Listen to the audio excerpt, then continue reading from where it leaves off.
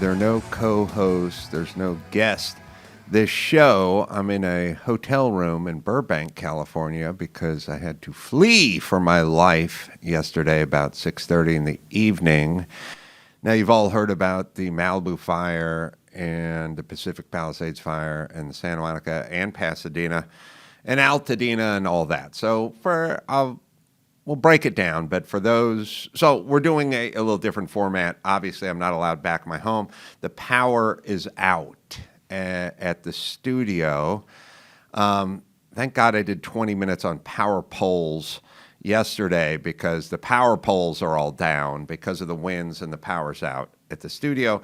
Either the power goes out because the poles go down or they shut the power preemptively so that when the poles go down and the wires go down, it doesn't start a fire. But anyway, I'm sitting here in my hotel room in Burbank, California. Joe Prano's here and Dawson's here, so occasionally they may shout something out or I may yell something at them, but they're not mic'd up. So again, it's a little catch as catch can over here. So just so people kind of get the lay of the land who may not be from these parts. Malibu's Malibu. I think you got that pretty good. The Palisades are nice and a little more family-oriented and sort of family-style homes. Carson Daly had a place over there in the Palisades. And then you get into Santa Monica, which is like a little more residential, but still very expensive and very exclusive. And the Palisades are basically the canyon in between Malibu and Santa Monica. The average house in Malibu is probably $8 million, maybe 12, I don't know. Average Palisades probably 6, and the average Santa Monica is probably 4.5 or something, in the millions. Now, there are thousands of structures, or at least 1,000 structures down in Malibu, so says the news. So I'll break down the timeline, and then I'll get into some specifics, and then I have a lot of thoughts. So I hope you're ready to hear them. I jinxed myself because they opened an Equinox gym on Sunset Boulevard and PCH. Sunset is Sunset and it goes all the way down and just dies at PCH. And for months, I've been seeing a sign that said Equinox Gym coming soon. And I live, 2 miles the other direction, but it's right on my way to work. And I got this Amex card, which gets me a free membership. And I was like, I'm going to use the hell out of that place every day before I go to work. I'm just going to stop there, take a sauna, cold plunge, take a Pilates class or whatever. So I honored my word. It opened a couple of weeks ago. And by cracky, I've been doing something I never do, which is work out in the morning on my way in. I do what winners do. Winners work out in the morning.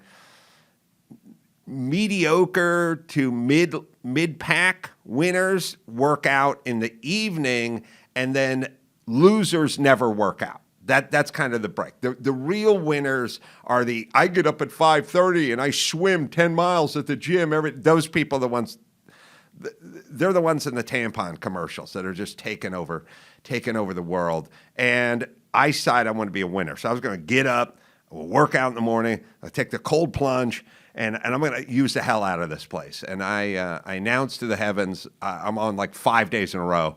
I've never done that before. And I step out to the balcony. It's up like 4 stories, getting ready to go to my car. And it's right on Sunset, right at PCH. And I just look to the left. I see huge plumes of smoke. And if you go back and you go, oh, they think the fire started between 10:30 and 11 o'clock or about 10:45 on whatever morning. That's exactly when I stepped out there because I had to be at the studio at 11:45 to do a segment with Drew. So it was going to take me about an hour, so I gave myself a little extra time. But right then, I was right there. I stood right there and watched a fire start.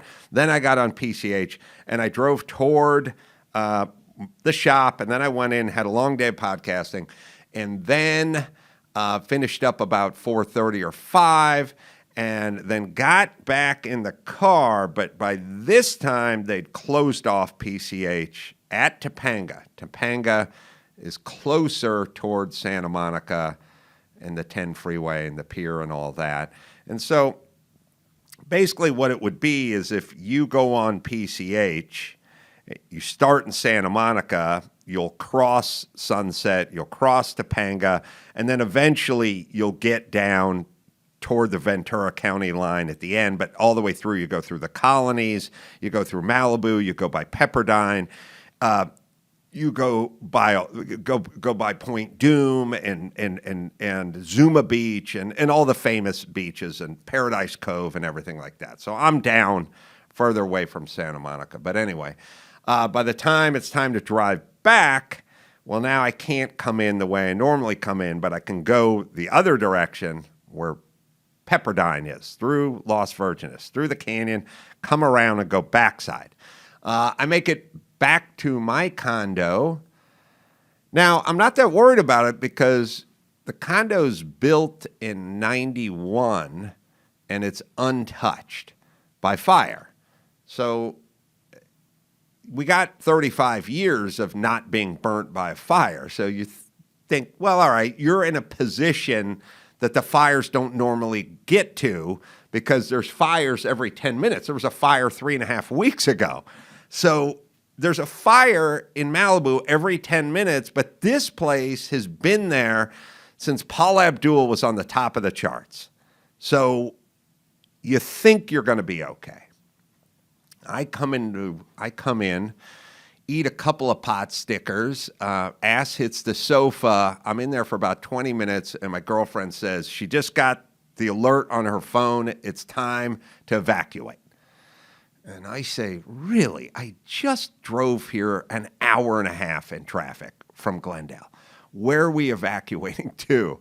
She said, well, why don't we just go back to the studio in Glendale? And it's got a bathroom, it's sofas, it's comfortable, it's got a television set. And I go, okay, so I'm just going to turn around and drive back to Glendale. Yes, what are our choices? And then I go, okay. And I'm waiting for the power to go off because emotionally, I want the power to go off so that I can say, good, let's get out of here. I need TV. You don't get it. I have to watch TV at night, and with no power, there's no chance of that. So I go, I know the power is going to go off, but I wish it went off so I could then justify leaving and driving an hour and a half in a windstorm back to Glendale. So it's dark now, and I'm going to load up the car with all the bags we packed, and I turn on the porch light, the stair lights, and the out front of the garage lights, and I take one step down the staircase, and everything goes black. And I pause, and I think, well, I wish the lights were on so I could load up this car and see what I was doing, but I'm happy. I'm happy because now there's no power. No power means no TV. No TV means I need to flee. So I go, good. We have no power. Good, let's leave. I turn around, I walk back up the stairs. I get in the living room. The power comes on. I go, now the power's on? Why'd the power go off? Last time this happened, the power was off for a day. This time it was off for 2.5 minutes. So I go, okay, I'm going to sit down and watch a little TV just to get a little fix, a little hit, a little freeze. And I sit down, but the Wi-Fi's out, and I don't have any TV to watch. And I go, all right, fuck it, no TV, good. Pack it up, pack it all up, and head to Glendale, where the studio is. Now, along the way, wind like I've never seen before. I've been in this place for near 60 years, and I've never seen wind like this. And the wind is going hard. I mean, it's really crazy. Sodom and Gomorrah out there. It's insane out there. And pull into the shop and start noticing telephone pole wires everywhere. And I'm going to put up a picture. Joe's going to put it up. A picture I took About 5 hours after I went on a mega rant about telephone poles and wires and why the fuck can't we bury these things in the ground and why are we spending $200 billion on a high-speed rail that no one gives a fuck about and we don't have wires in the ground in 2025? No. This pole, you got to see this picture, Dawson. This is right across the street. Yeah, the pole's knocked over. There's power. There's power wires in the street. Now I'm driving around going, oh, I just went on an epic rant. The winds are 80 miles an hour at this point. I'm like, I just went on an epic rant about power lines, and now I'm going to be killed when one of these things falls over and smashes my car while I'm sitting here because it's just power lines all the way up and down. And then I get to the shop, and the power's out at the shop. That's karma because I was hoping the power was out in Pasadena so I could justify, I'll get to Pasadena and Drew in a second, but in Malibu so I could justify leaving Malibu, but the power stayed on, but it then went out in Glendale. So now I realize there's no stand with no power in Glendale, and all these power poles are knocked over, and there's hot wires everywhere. And also, when you hear the news, they're like, well, the firemen are trying to fight the fire, but these are hot wires and power poles have fallen over and they're in the streets and they're creating a hazard and they can't go in there. And they don't know if the wires are hot or not. It's like, yes, everything I said, everything I've just been talking about, everything they could have fixed. It's very knowable. It's very doable. The reason we have fires is because it's super windy. And when it gets super windy, old shit that's tall and thin falls over. That's how it works. So the oldest and the thinnest are the power poles. So they're going to fall over and they're going to cause a fire, or they're just going to be in the street and the firemen are going to have to deal with it. And by the way, the firemen are spraying water on everything. So now it's hot wires and water. Very knowable, very doable, everybody.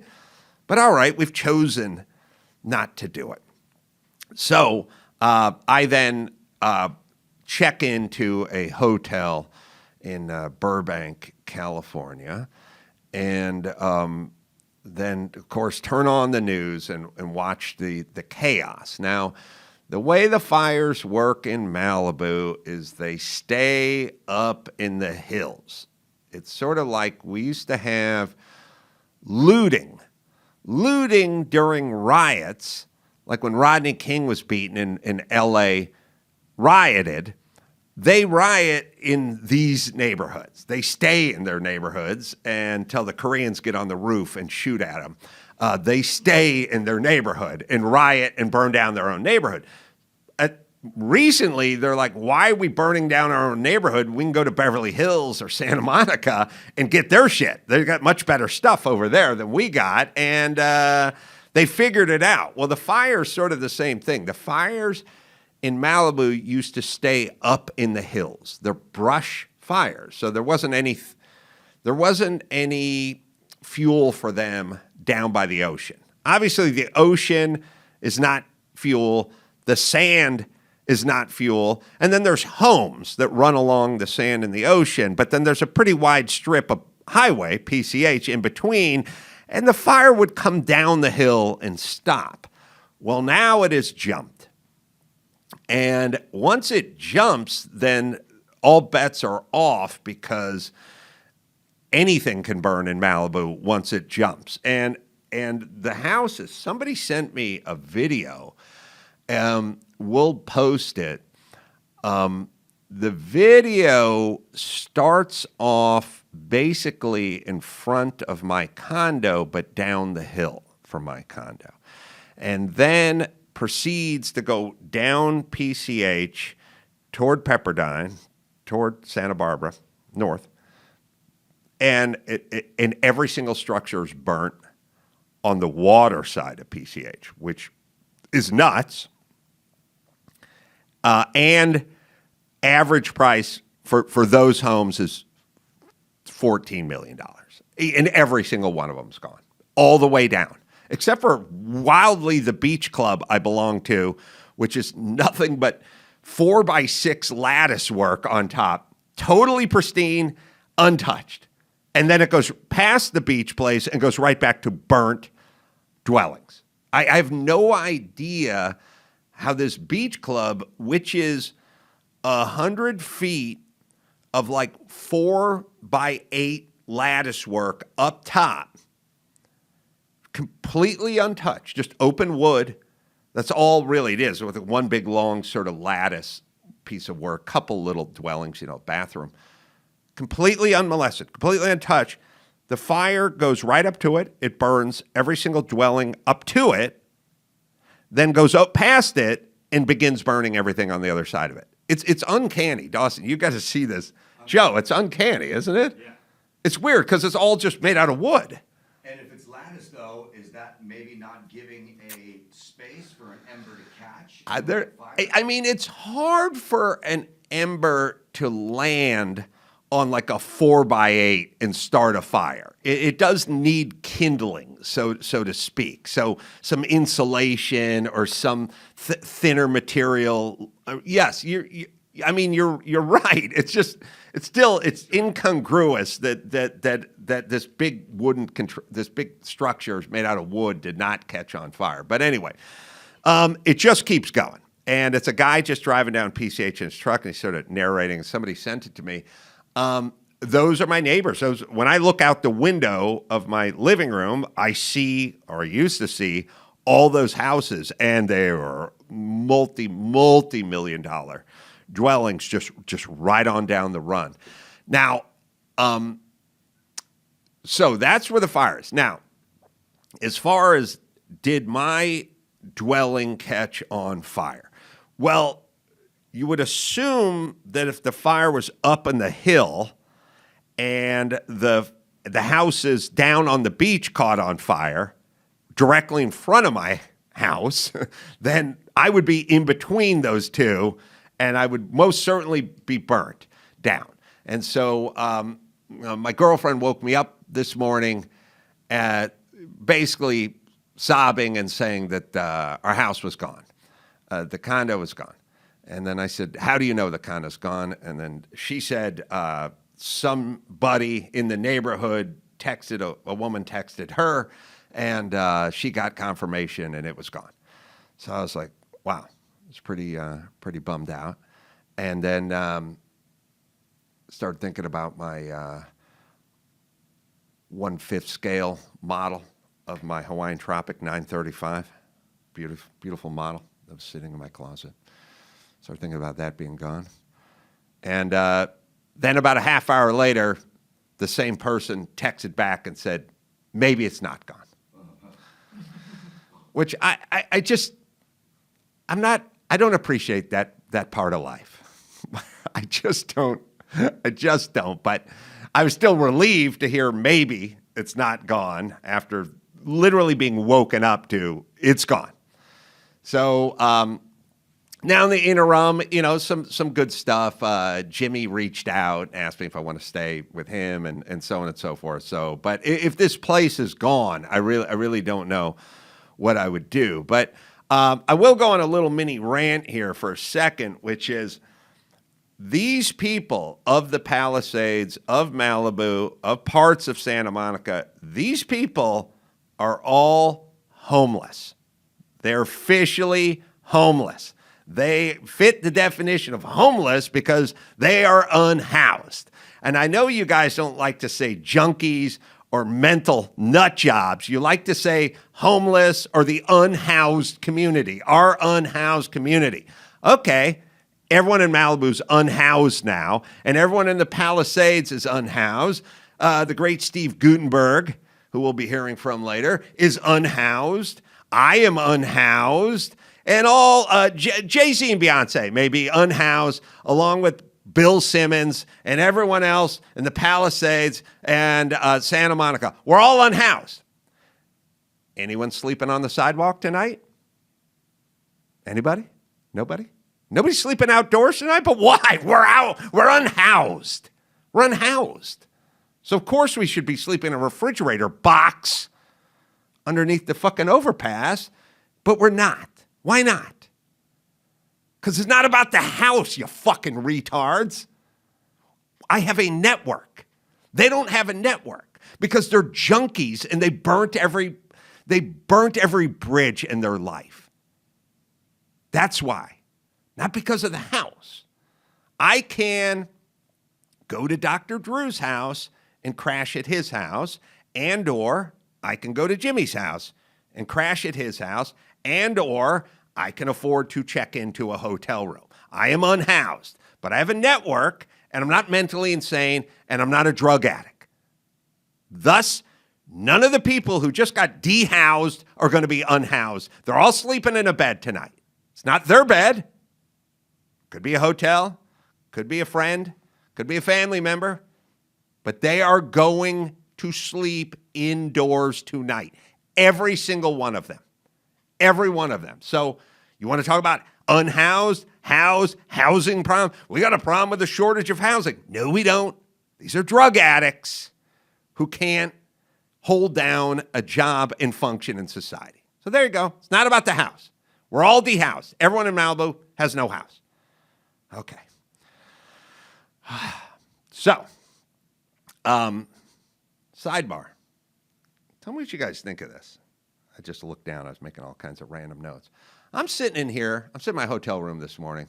Thank God I took my very plush bathrobe and my cozy-ass slippers, high boy slippers that come up way past the ankle, fleece-lined, beautiful, and this big, cushy, plush thing.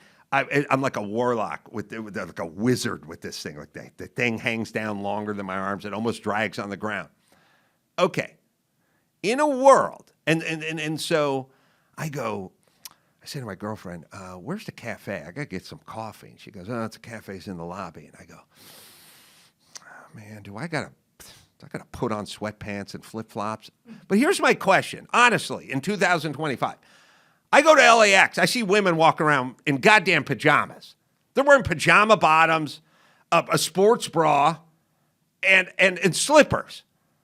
And I see women, I go to the gym. Everyone's wearing yoga pants and a sports bra. I can see every pube bump, every contour, every ingrown hair on an ass cheek. It's all there. Why is it unacceptable for me to walk out in a bathrobe and slippers? Now, it is, but why? I am showing less flesh than anybody in this entire hotel when I put the bathrobe on. I mean, I know I look like an insane mob boss or something, but it should be acceptable. If women are just going out in the yoga pants and the cycling shorts, and literally at LAX, I see women wearing pajama bottoms and fuzzy slippers. You want to know utopia this world would be if I could just head out my robe?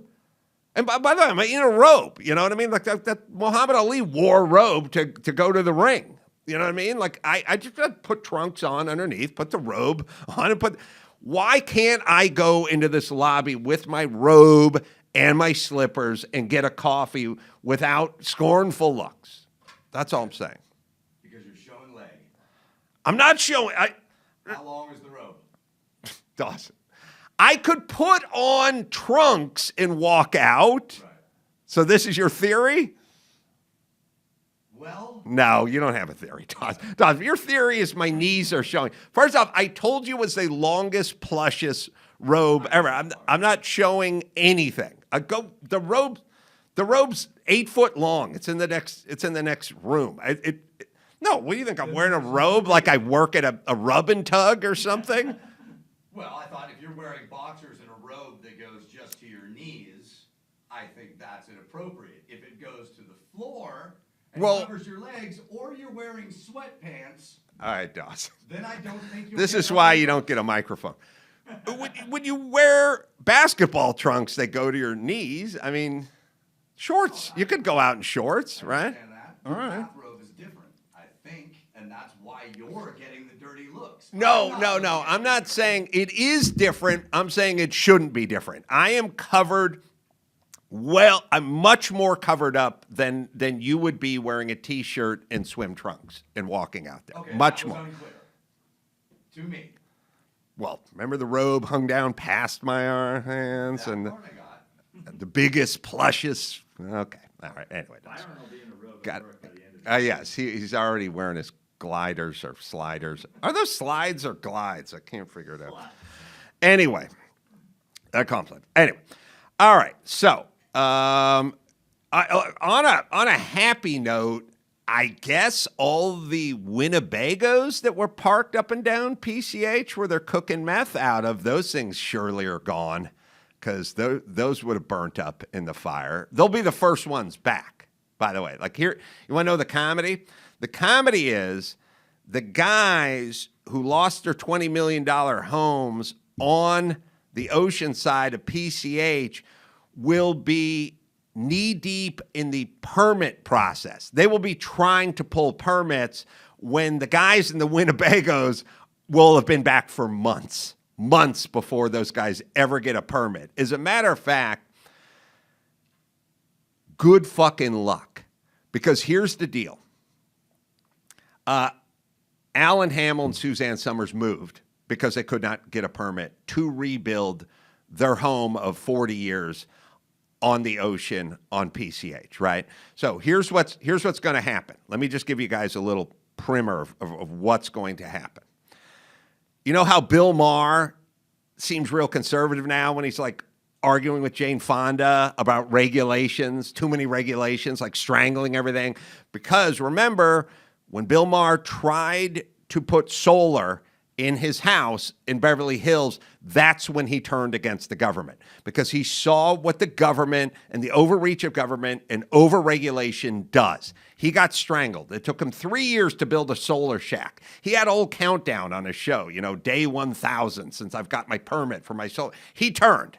Okay. The people who live in Malibu, who live in Santa Monica, who live in the Palisades, those are some of the most progressive blue voters in the world or in the United States. They are a bastion of blue. So what those guys did is all the people in the Palisades, I checked it out. It's about 80% blue, 80% progressive, 80% Democrat. Now, these pussies are all sitting around crying about Karen Bass, water pressure, how come the forest wasn't cleared of all the brush, what's happening with the infrastructure. You guys all voted for Karen Bass, the mayor of Los Angeles. You all voted for Gavin Newsom. And now you fucking get what you get.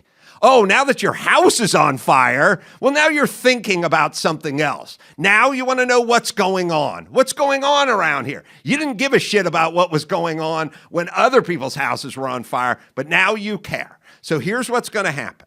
All these people who were deep blue Democrats are now going to have to pull a permit to rebuild. And they're going to get the 28-year-old bitch from the Coastal Commission telling them to go fuck off. And then they're going to vote for Trump or whoever's Trumpian next. You see, they're going to get turned. They're going to get turned hard because, as I've always said, live in the rent control apartment in Santa Monica, fine, good. We know how you vote. Go deal with the city. Try to pull a permit. These are going to be thousands of homes, super wealthy people, and these people don't want to live in Van Nuys. They like it where they are. They love Malibu. They love the Palisades. They love Santa Monica. There's going to be a whole bunch of rich people, and they're going to go, I'm rebuilding, and I want to rebuild as fast as I can. And between the part where they go in to the planning commission and plan check and initially and try to pull a permit to the time the first load of lumber, the first load of 2x4s is dropped off on their lot where their house formerly stood, it's going to be 3 years. And 1,000 permits and 1,000 arguments and 1,000 discussions with the Coastal Commission, not to mention little tidbits that they didn't think about, like Carson Daly. You want a swimming pool? Yep. Got to be double hulled. Really? Yeah. Well, why? Well, what if water leaches out and gets into the groundwater table? Carson Daly had to build a swimming pool like a modern day oil tanker. Had to put like a double hulled. That's all right. It'll just cost $500,000 for a swimming pool. Like that, they're going to be when they start getting the regulation, they're going to go nuts. And when they start running into the bureaucracy and the red tape, they're going to start going nuts, and they're going to vote for Rick Caruso next time because they want to get. That's all Trump says is we're going to pull back the regulations. We're going to free people up. They're going to find out. They're going to get bit by their own snake. They're going to convert. I am telling you, these are the bluest people on the planet, and they're going to be fucking ripshit pissed when the city and the Coastal Commission tell them to fuck off. And by the way, I don't think the Coastal Commission is going to okay anyone rebuilding any of their houses on the coast because they say they're in the business of protecting the coast. They're in the business of getting you to leave. They will get their wish, which is no buildings. And they're going to make it hard for everyone. And then we're going to have to restructure the whole thing because we can't have 9 angry lesbians controlling everything that goes on in Malibu, the Palisades, and Santa Monica. Okay. All right, I'm going to take a quick break. Be right back after this. Well, you want to start a business, your own business, a small business, and grow it this year. Let's do this. And now's the best time to start. Shopify is going to help you. I started a business, and I use Shopify, and I'm glad I did. Shopify makes it simple to create your brand, open for business, and get your first sale. Get your store up and running. It's easy, and they've got thousands of customizable templates that can help you with all the details like shipping, taxes, payments, from one single dashboard, allowing you to focus on the important stuff like growing your business because you want to be freed up to grow your business, not burdened with the nickel and dime stuff. Let Shopify help you with that. With Shopify, your first sale is closer than you think. It's Shopify, right, Dawson? Established in 2025 has a nice ring to it, doesn't it? Sign up for your $1 per month trial period at shopify.com/Carolla, all lowercase. Go to shopify.com/Carolla to start selling with Shopify today. Shopify.com/Carolla. This show is sponsored by BetterHelp. Well, listen, people. It's a new year, and you made a lot of promises. Let's keep a few of them. Let's keep the promise of getting your head straight so you can then take care of everything else. Resolutions fade away, but therapy, it's kind of a way of life, and I'm a big fan of it. Dr. Drew's a big fan. And I always said, once you get your head right, the rest will follow. So if you're thinking about starting therapy, give BetterHelp a try. It's entirely online, convenient, and it's flexible as well. You just fill out a brief questionnaire, and you get matched with a licensed therapist.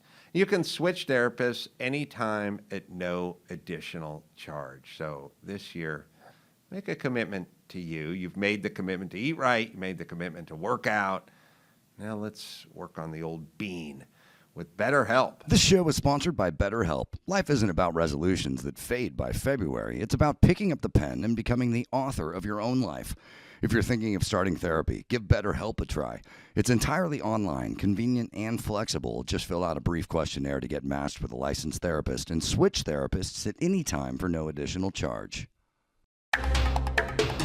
In the spirit of Murrow, Jennings, Cronkite, here's another great moment in local news. Here on Palisades Drive, if anybody has a car and they leave the keys in the car so that we can move your car so that these fire trucks can get up Palisades Drive. Yeah. What's happening is people take their keys with them as if they're in a parking lot.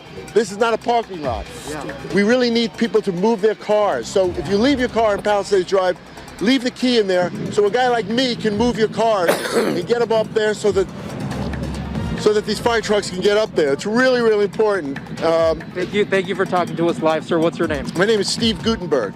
That's a great moment in local news. Now, back to the Adam Carolla Show.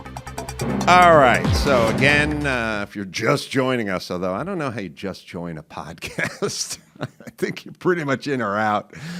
But if you're just joining us, I'm in a hotel room in Burbank. My home in And Malibu is either there or it's not there. And the reason I will say that is so far I've seen film of PCH underneath my home, which is completely devastated. So that doesn't give me a lot of hope. Then I saw film of the other side of my street, which seemed to be somewhat intact with a few burned places. And then I saw a picture of a store that's down toward the bottom of my hill, which seems to be intact. So I don't know is the answer as I speak to you from my hotel room in Burbank. Other thoughts. Now, keep in mind, where are these fires coming from? I've spoken to the firemen who are on PCH and a lot of firemen who work in LA County, and it's all homeless. It's guys that are high, camping in the hills, passed out on drugs, smoking a cigarette, whatever. I mean, there's two ways these fires start. It's homeless people, homeless, remember, and it's power lines that fall over in windstorms because the infrastructure is decrepit. That's both on the city and that's both on the state. You have a homeless problem, you have a power infrastructure problem. You have both problems and they both land in your lap because this is super fixable. The homeless is fixable, the power grid is fixable, and you've chosen to focus on the LGBT community and the bullet train to nowhere in Merced. So that's on you. Also, a vid that was making the rounds and maybe going viral even is me in front of Congress, I think, from a few years back, telling the story of when I attempted to sign up to be a fireman in LA County and was rejected because of the color of my skin, even though I was poor and destitute, and played football and had a strong back. Like I was ready to carry someone out of a fire. Then they started doing the rounds of the LA police chief, who's a lady, and it's a first. She's a member of the LGBT plus community, and she needs to be celebrated. Okay, I've been saying it. You can't run things this way. You can give people jobs based on their sexual proclivities and their skin color and their ethnicity as long as the jobs aren't important. They can drive the shuttle at the airport. They can work at the Cinnabon at the airport. They can even do security. They can do almost anything at an airport. But as soon as you get out of the airport and you need real competence, like the lady who is the head of the police, whatever, New Orleans, looks like a white crazy Aunt Esther from Sanford & Son. Like that woman doesn't look competent at anything. And if you notice that the more and more disasters we have and who's leading the press conference, it's a postmenopausal chick who is LGBT friendly or whatever. And you're like, is this just a coincidence or do we keep putting these people in this position? And what do you expect? What are we looking for? You people are all sitting around, all you dickheads who live in the Palisades, who voted for Karen Bass and never stop patting yourself on the back because we have the first African-American female right. She's in Africa collecting beads and your fucking house is burning down and you want to know what's going on. You don't know what's going on? You elect incompetent people, you pat yourself in the back, you look at his progress, and then we get fucked. So, again, it could be a vice president. It could be the mayor of Los Angeles. It could be the deputy police inspector of New Orleans.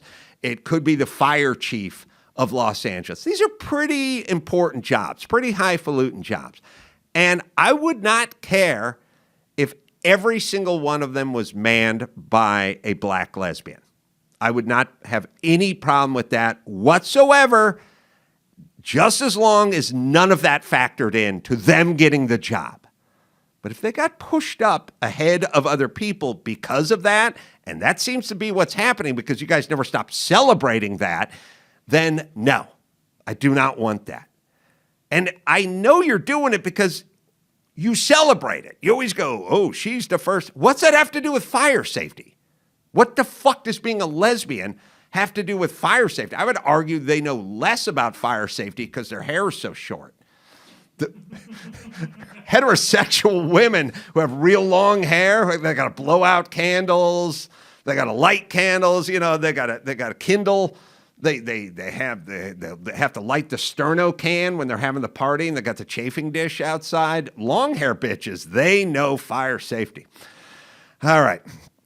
Anyway, so I will continue on. I'm just looking down on some notes. I talked to Dr. Drew. Half this fire was in Pasadena and Altadena. Altadena is like a slightly poorer version of Pasadena. It's a little more sort of just real working class kind of, working class where the houses are $1.4 million a piece, but working class. So my dad lived in Altadena and recently just sold his house. So I don't even, and he was like in the foothills. So I honestly don't know if his house or his ex-house is still there. As a matter of fact, I think that it was closing today. So I don't know if it's closing and on fire at the same time. I don't know, but it sounds pretty poetic to me. Drew is in Pasadena, but he's in a nicer, plusher part of Pasadena.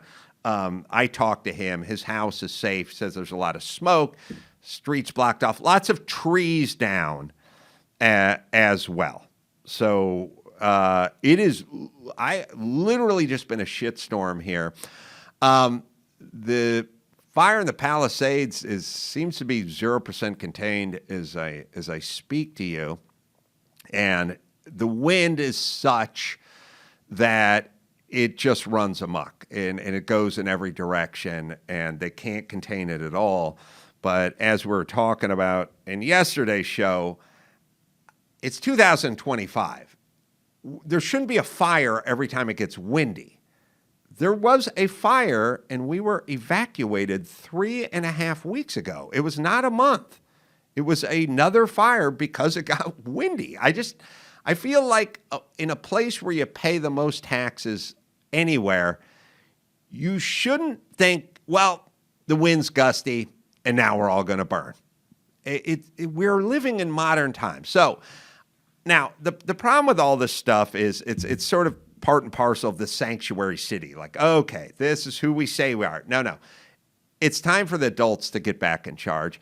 And I hope these people of Malibu, Palisades, Santa Monica are going to understand that it's great.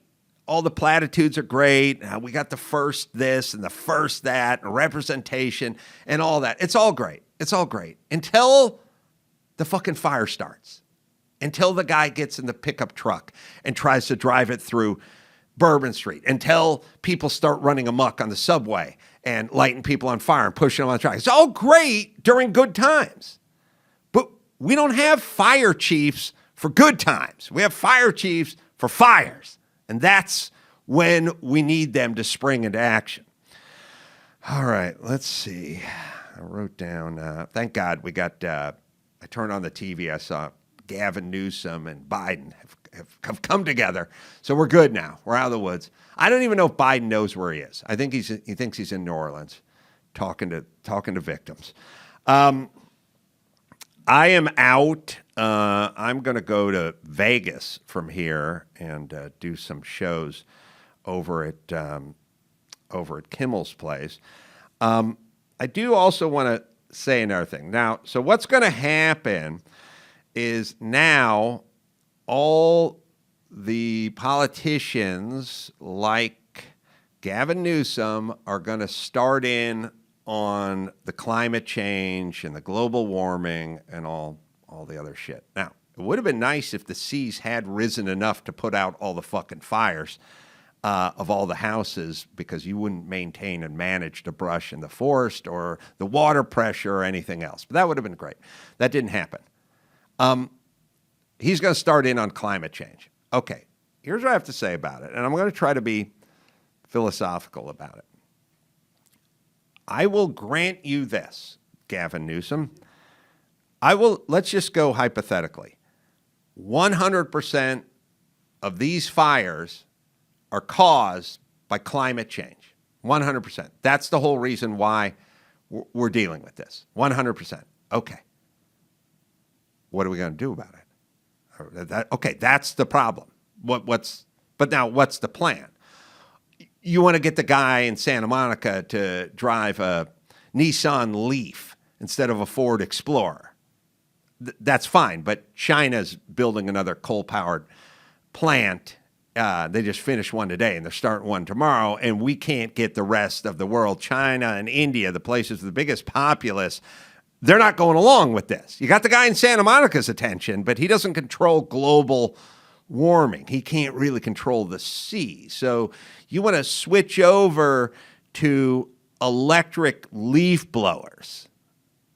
But I don't think that's going to be an immediate fix for a fire every 20 minutes. I say with the electric leaf blower, even if you included lawnmowers and edgers, it would still take several years before this problem was fixed. So now, again, it's all caused by global warming. Fine, have it your way. Many experts would disagree, but fine, we'll have it your way. What the fuck are we going to do? Because there's been 2 fires in 3 weeks. What shall we look forward to? Just fires in perpetuity? Well, the answer is us and technology. New Orleans was devastated by Katrina because they're below sea level, but they have sea walls. But the sea walls fell into disrepair and didn't work, and they were overtaken. So then the Army Corps of Engineers came in and built sea walls, and now New Orleans, who's below sea level, does not have another Katrina-like situation. So now, that's your job. That's what you do. You go, well, we have a global warming. Yeah. So then thin the brush, thin the forest, get the water pressure up, start working on ways to combat it, which is basically the same as building a seawall. Like, okay, the oceans have risen, and now the people of New Orleans, yeah, build a wall. People live in Arizona now. People live in Phoenix in the month of July because someone invented air conditioning, and now we're comfortable. You can do things. We can fix these things. Or you can keep blaming global warming or climate change deniers and then institute more completely meaningless legislation about electric cars, electric leaf blowers, or not, having water heaters, or having cows, getting cows to stop farting, or whatever the fuck you're talking about that does. You've been talking about it for 20 years. It's done nothing. So now it's time for some boots on the ground shit, some shit that works. Figure it out, because that's the only way this is going to work. All right, let's see. What else do I have to complain about? I think that's about it. I'll send you guys a tweet or two. We'll put some of these vids up and some of these pictures up. I'll keep you guys up to date on what's going on, because it's still, at this point, it's probably a coin toss as to whether my condo is there or not. I would probably take that coin toss. I would do it now if you said you want to do it. It's probably 50-50, but I would toss that coin.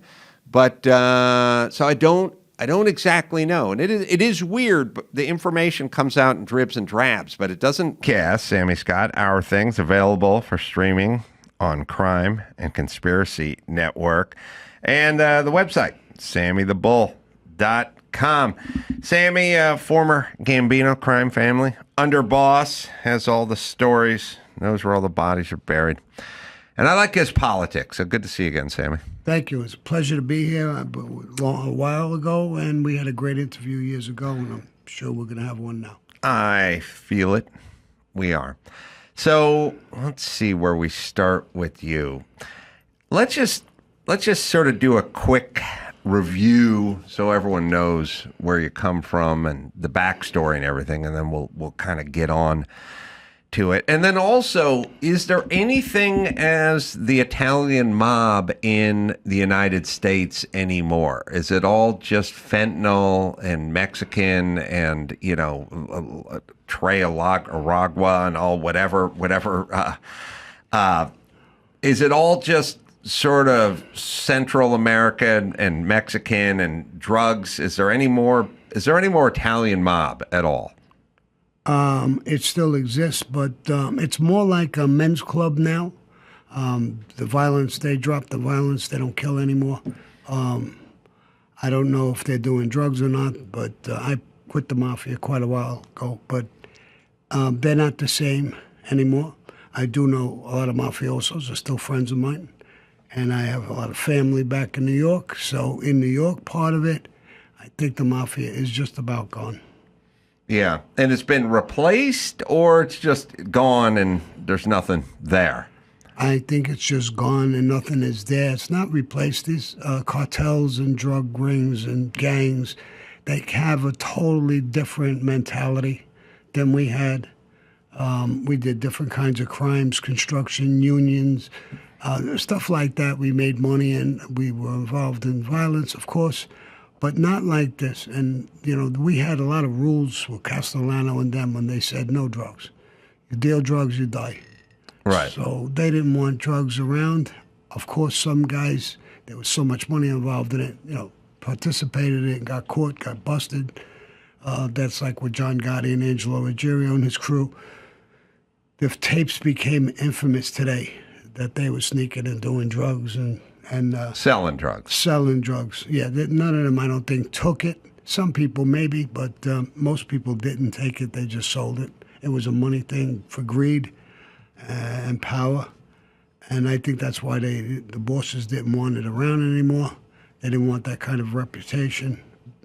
The cartels in them, that's their whole source of money, is violence and ridiculous type of violence. They didn't care about legitimate people and stuff like that. Well, so there was a code back when you were in the mob, and the code covered drugs, covered family, I suppose. Would it cover human trafficking? Oh, without a doubt. I never knew of anybody that was involved in human trafficking. If you had a reputation of doing that in the mob, you would get killed. Yeah. So I don't know of anybody who did that. That was definitely against anything like that. Even like Roy DeMeo was killed, he became a serial killer.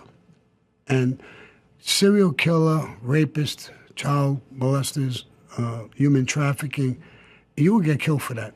Once you developed a reputation for that, the bosses would have you killed.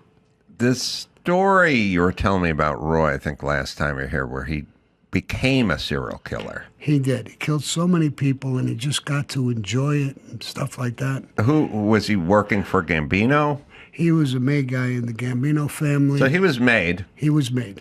And he would do mafia hits at the beginning. Yes, that's how it started. And his whole crew, I mean, he trained them in a different way, and they all became serial killers. Oh, really? Yeah, they just killed people. He had a guy who was a bartender. On the corner was a bar. Right around the corner was his club. The bartender was his uncle. They called him Dracula. And he would call up Roy. Somebody had there 4:30 in the morning, drunk. Mm-hmm. And he would say, I got another one. Mm-hmm. He'd make the guy stop playing cards, go get him, bring him in, shoot him in the head, cut him from his balls to his neck, turn him upside down, hang him in a bathroom in the shower so he can bleed out. So it was easy when they sawed him into pieces. There was no blood splashing around, stuff like that. I mean, that's sick stuff. And that was just for sport? I don't know what it was. It's the only thing I can explain nobody called a hit out on that guy. Well, Paul eventually had him killed. No, but what I'm saying is the guy that got gutted and bled out, that guy wasn't in the mafia? No, they didn't have a clue. He could have been black, he could have been white, he could have been Hispanic. Just a drunk who was in the bar. Mm-hmm. And he was using them to show them the practice and to get their act together. And they all became serial killers. I'll give you one story, one example. They had, Roy DeMeo wanted to get this young guy. And one day he pulled up to the club with a girl, an 18-year-old girl, young girl, his girlfriend. And he was talking to the twins, Joey Tester and the other one. They call them the twins. They went in, they said, Roy, he's outside. He said, bring him in. He said, well, he's got his girlfriend. bring him in. They brought him in. They killed him. He sent the twins out. You talk to her from one end of the car, where the steering wheel is. The other guy talks the other way. As soon as she turns her head to answer somebody, the other guy shoots her. So he just killed her for no reason. For no reason, just because she was there. Now, in a normal mob, something like that happened, you would back off. Leave it alone. We'll get him another time. We're not going to kill this young girl who has nothing. There's no reason for it. Right. So this guy turns into a serial killer after essentially like getting a taste for blood, doing mafia work, right? Killing. Yes. And then he just kind of can't stop. And now he's just killing random people. Yes. And eventually they figure it out and he has to be killed. Yes. It's just like when you asked about a drug dealer or a child molester or people smuggling young kids into the country. Once they find out you're doing that, they'll kill you. But does he need to be killed for moral reasons or practical reasons? Such as if you're smuggling kids into the country, there's a moral part. You go, hey, that's wrong. That's someone's kid. But there's a practical part, too, which is, hey, if you get caught as a serial killer, you're going to bring a lot of attention to us. I think it's a combination of both. I mean, all mafia guys, most of them were married and had kids. I had a daughter, granddaughters, and people. I mean, for me, it's moral. How could you do that? How could somebody do that? Now, I'm not a psychologist. I'm not into that stuff. But how they turn to become that, I have no idea. But they get used to it. They get like you said, bloodthirsty, and they just keep going and going and going. Well, speaking of that, I was driving in today, and I was thinking about this story. I said, I remember seeing a story on a guy named Richard Kuklinski, the Iceman. Yeah. And I was like, this guy was a mob murderer, and he says he killed 200 people, over 100 people. They don't really know, but he just killed everyone in every which way you could possibly kill. And then I thought, I think he's a kind of contemporary of yours. I think he was around when you were around. I don't know if you knew him. I looked it up a little. There seemed to be a story at some point between the two of you, but I thought, well, that'd be a good question to ask Sammy. Yeah. First of all, he's a liar. He never killed 200 people. And he really, I don't believe he did any murders for the mafia. It was put together. He became a witness against me. He told the government that he had killed a cop 21 years prior to meeting me, and we did this together. When they came to me, I got indicted on that case, on his testimony. What year is this? Oh, this is way back. I don't remember the exact year, but it's way back. And I didn't have a clue who he was. I found out later on that there's a guy named Bobby Kaburk. 1980. The officer was killed, I guess. Yeah, so it was 21 years prior to that. Right. That I was arrested. So 1980, 2001, 2001, I probably got indicted on that murder. And he made this story up. Now, through the entire investigation, and people like Jerry Capisi, who was a writer, they found out what the situation was. He was doing time with a guy named Bobby Kaburk, who was a maid guy in our family. When I cooperated, I testified against him, and he went to prison. Bobby Kaburk, yeah. When he went to prison with him, the Iceman. Mm-hmm. And he fed him the whole story about the cop. And he wanted him to repeat that he did it with me so that I would be indicted on the case. 1, 2, Bobby Kaburk, could get retried. In other words, that I was lying in his case and I never admitted to the murder and so on and so forth. Ah, I see. So they picked that up. They knew what happened, where it came from.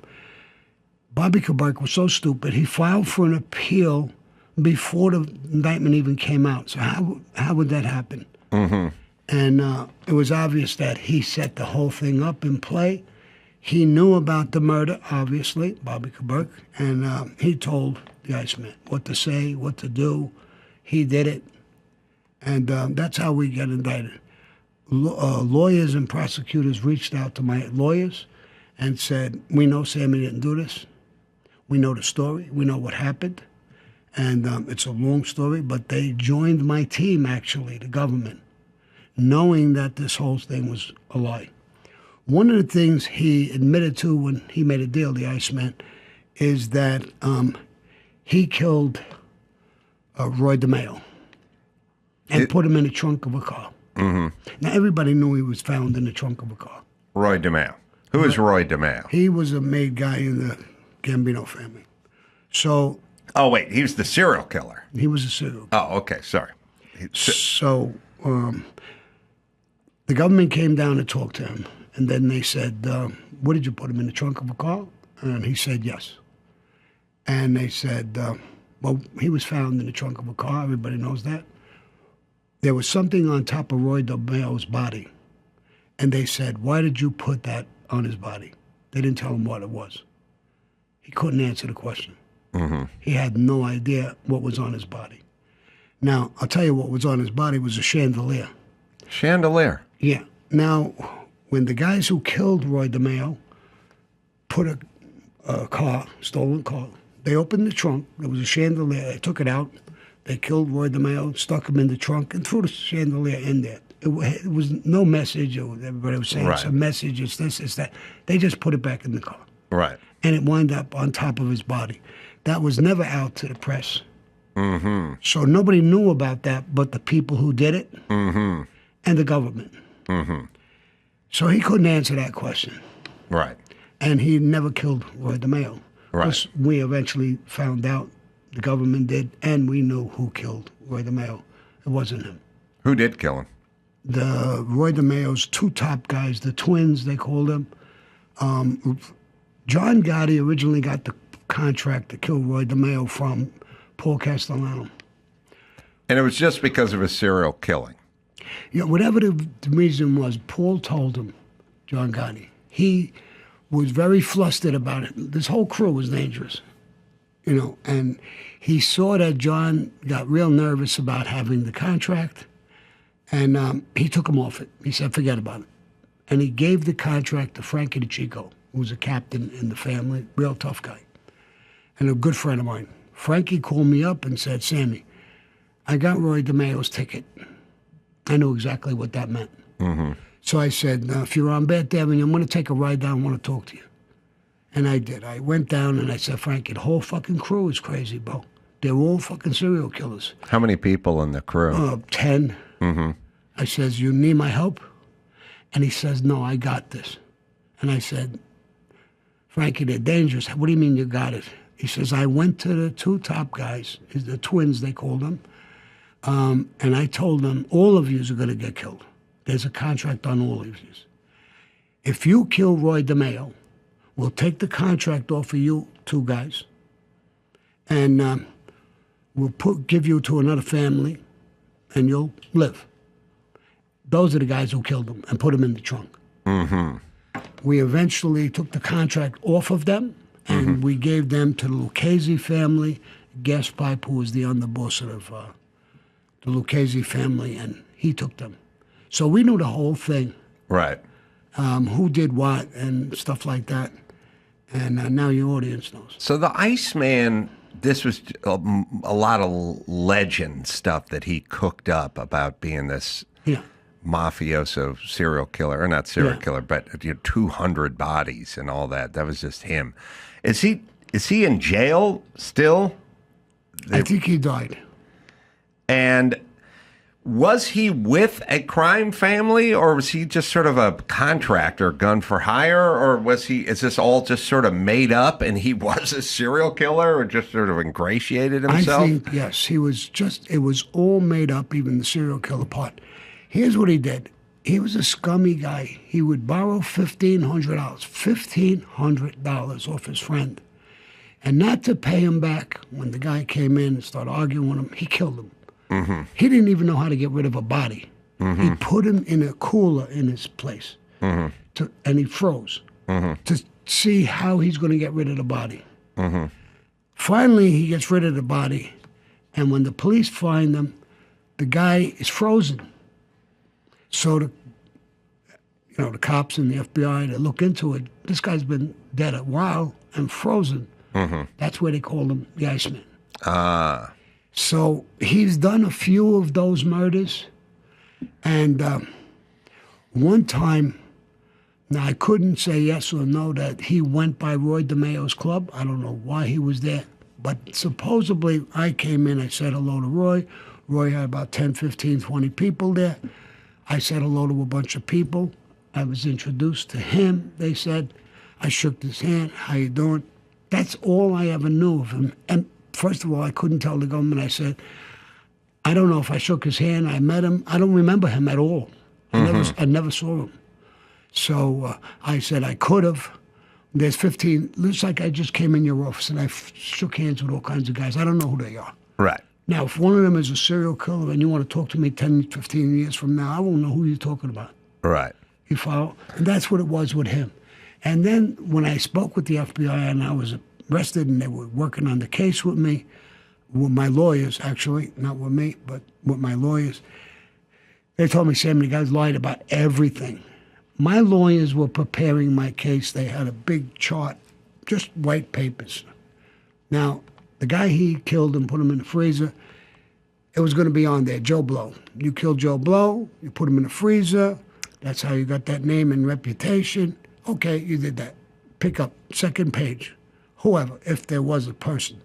Third page, it's empty. So he didn't kill all those people. No.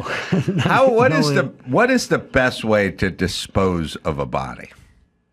Well, I've heard of go out on a boat, Right. put them in a drum with some weights, throw the drum over the side, it Right. goes to the bottom, it sinks to the bottom, the water's deep. You're never going to find them, even if somebody hits them with a fishing line. Right. You're not going to pull this thing up. Right. It weighs 400 or 500 pounds. You never pull it up. Right. People have buried guys. People have did acid things in a drum, I've heard. I've never participated in stuff like that. Chopping them up like Roy DeMeo did. Well, Everybody he killed, they chopped them up. say chopped up. How much do you got to chop somebody up? Well, here's what they did, what he had told me. Because I asked that question when he was talking to me about it. He says, I chopped them up in pieces. The leg, maybe 3, 4 pieces. The head, from the neck, hand, arm, this, that. Yeah. I break all the teeth out. And all these things, he, chops them up in fine pieces. And then throws it in dumpsters where he knows when they're picking it up. And they bring it to the dumps. And when they put it in the dumps, there's hundreds of garbage trucks picking up stuff and throwing it in there. There's bulldozers and tractors going over, and everything is smashed. There's millions of rats. So that eats anything and everything. And after a while, if that never, nobody ever saw it, in a day, they might put a foot of dirt and concrete and garbage. After a couple of weeks, that thing could be 6, 8 feet under. Yeah, it's gone. He'd time it for the pickups of the dumpster. He knew the pickups. He knew everything. This Kuklinski claims to be involved with Jimmy Hoffa's disappearance, but that's probably more bullshit, right? Yeah, of course. Yes, absolutely. So he was a serial liar, not a serial killer. Well, I think he's more. Yes, I would agree with that. But he's a serial everything. You could call him a serial liar, a serial killer, serial everything. But the serial stuff really did not work out. He couldn't.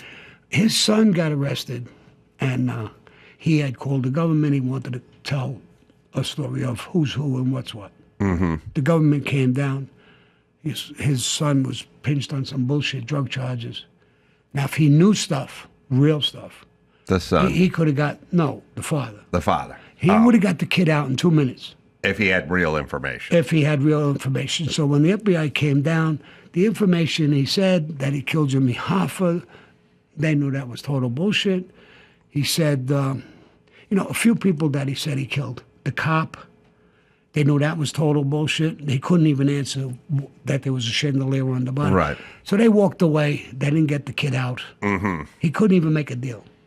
So if he had anything legit, the agents said. So said to me, listen, if he had anything. And now they're trying to hang that on him.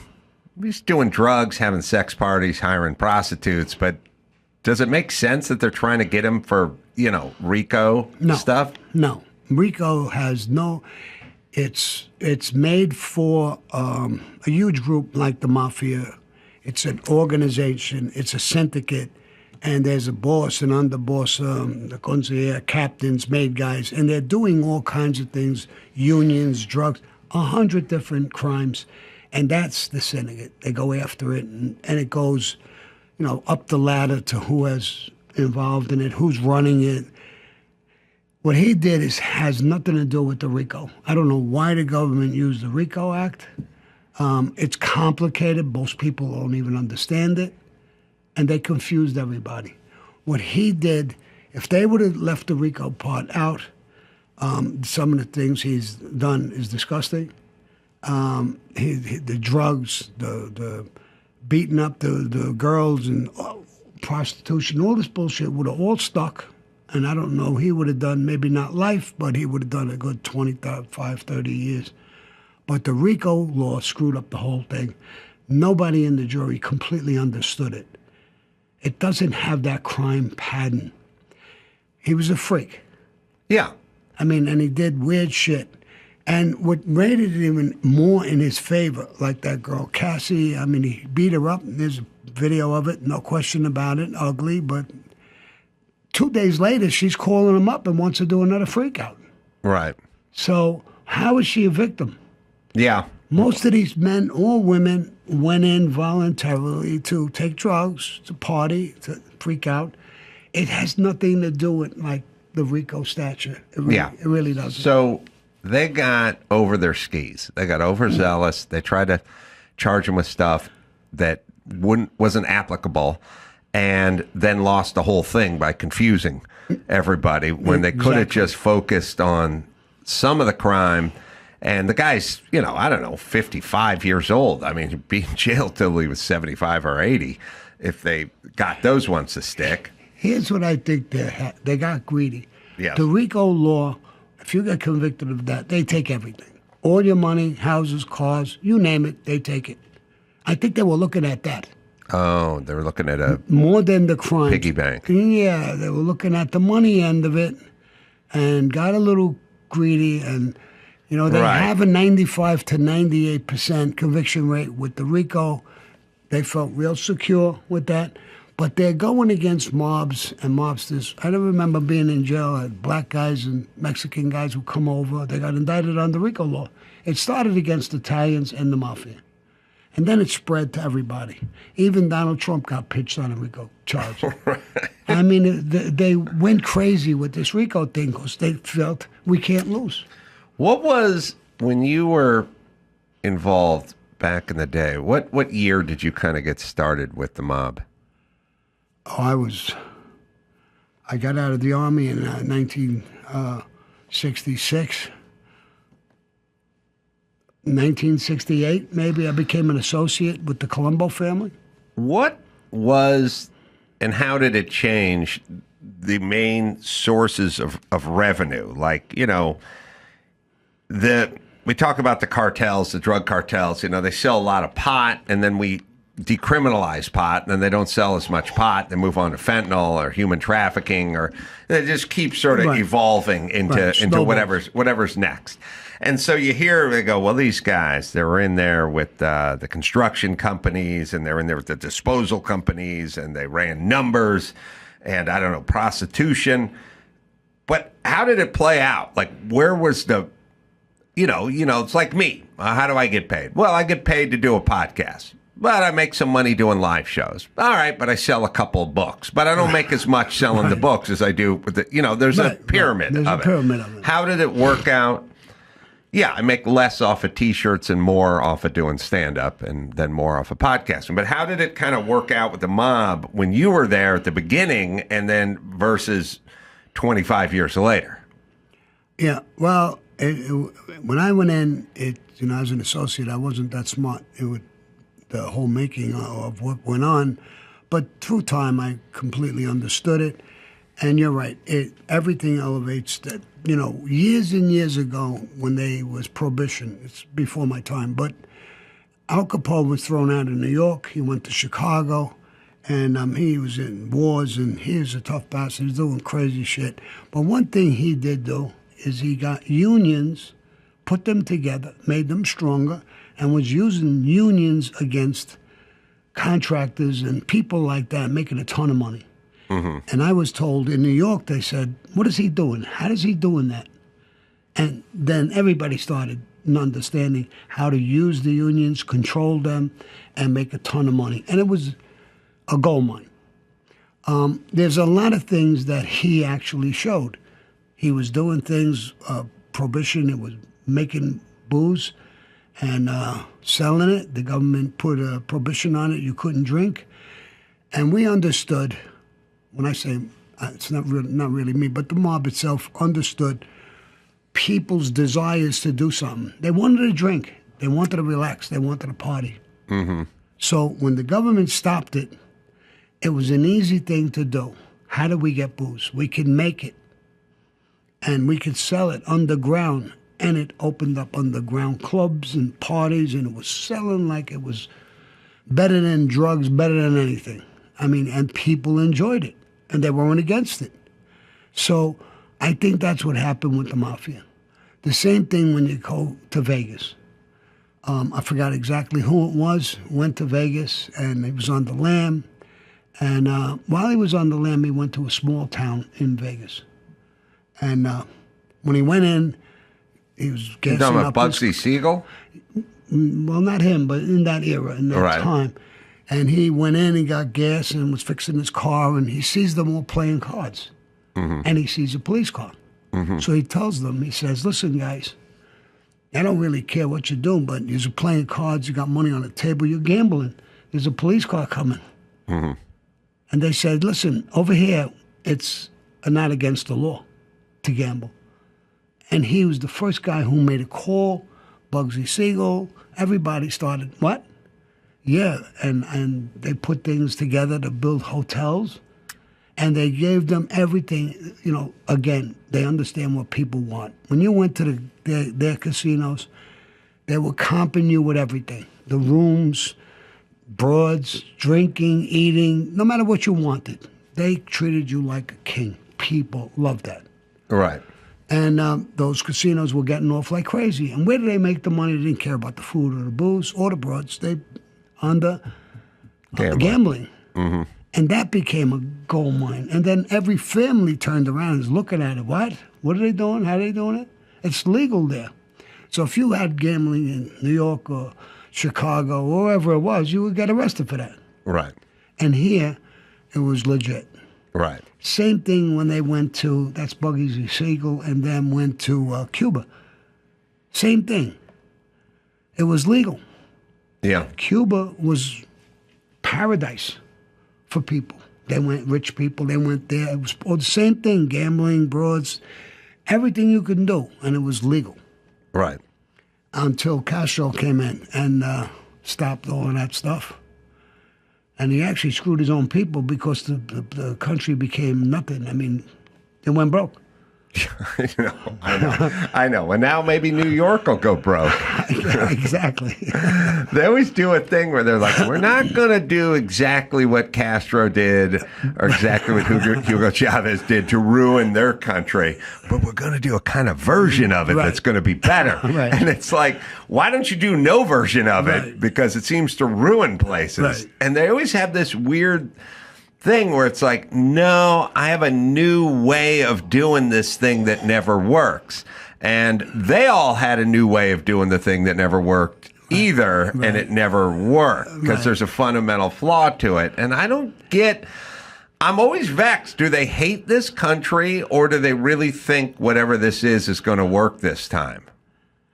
I think some of them hate the country, to be honest with you, because it's so ridiculous. But the liberal elites up on top, they want to keep everybody down. They're interested in money and power, period. Everybody else, and it's not a race thing, black, white, Spanish, Jewish, Irish, German. I don't care who you are. They want to break you. They want you to depend on them, their corporations, the government, and they want it to be broke. They want to break it and build it how they want it. Yeah. I see. What I don't get when I talk to people about it is, have you been to the DMV lately? Have you seen what the government does? I'm in Malibu. There's no permits issued. It's been 6 months. Nobody's rebuilding anything. The government, all they do is fuck things up. Why would you want to rely on the government for anything? And I've always just said, I think people think I'm kidding, but I'm not kidding. I said, what if we just put the government in charge of tacos? No more privateer tacos. No more independent. No more Chipotle. No more taco stands. No more Del Taco. Nothing. The government is now in charge of tacos.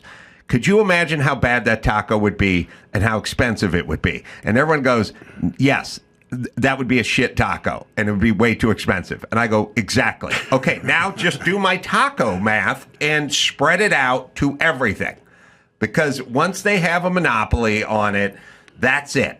And they somehow think it's a weird relationship. Because my mom was one of these people, and they simultaneously rely on the government, welfare, food stamps, handouts, Section 8 housing, everything. They rely on the government, and they detest the government at the same time. They hate the government, and they rely on the government. It's like some shitty teenage girl who hates her stepdad, but he's leasing her a BMW, but she still hates the guy, but she wants the BMW, you know.